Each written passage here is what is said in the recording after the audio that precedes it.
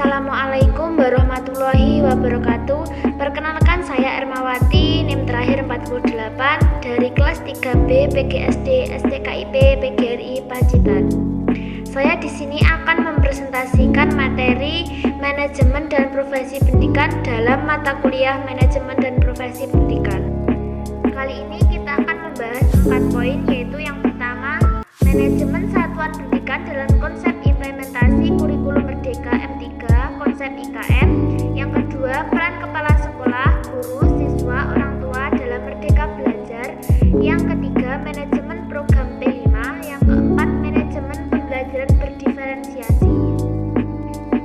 Manajemen satuan pendidikan dalam konsep implementasi kurikulum Merdeka M3 konsep IKM.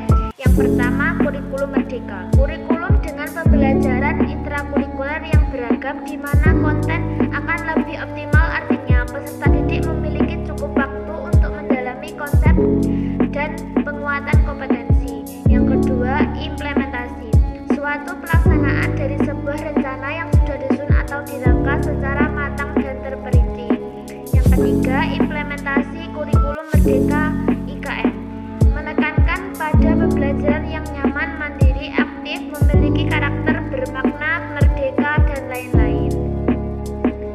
Dalam manajemen IKM dilakukan dalam beberapa tahapan, yaitu perencanaan atau planning, pengelolaan atau organizing, pengaturan anggota atau staffing, pengarahan atau directing, koordinasi atau coordinating, pelaporan atau reporting, pembuatan anggaran atau budgeting, pengawasan atau controlling.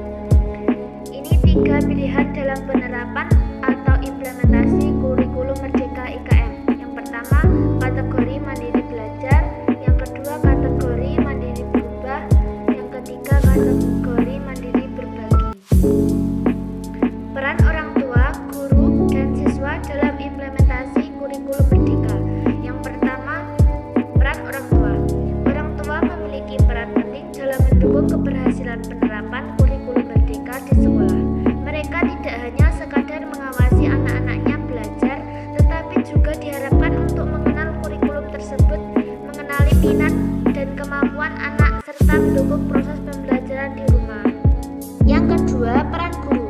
Guru dapat berkontribusi secara kolaboratif dan efektif bekerja dengan pengembangan kurikulum sekolah untuk mengatur dan menyusun materi, buku teks, dan konten pembelajaran. Dalam pengembangan kurikulum Merdeka, guru perlu memiliki kualitas seperti perencanaan, perancang, manajer, evaluator, peneliti, pengambilan keputusan, dan administrator. Guru memberikan pendidikan dan menjamin pembelajaran yang efektif dan menyenangkan. Yang ketiga, peran siswa. Siswa dalam kurikulum Merdeka diharapkan lebih aktif dan mandiri dalam proses belajarnya. Mereka memiliki kesempatan untuk mengeksplorasi berbagai konsep secara mendalam dan mengembangkan keterampilan sesuai minatnya. P5. Proyek penguatan profil pelajar Pancasila P5 adalah bagian dari kurikulum Merdeka yang bertujuan untuk memperkuat profil pelajar Pancasila. Pelajar Pancasila merupakan pelajar sepanjang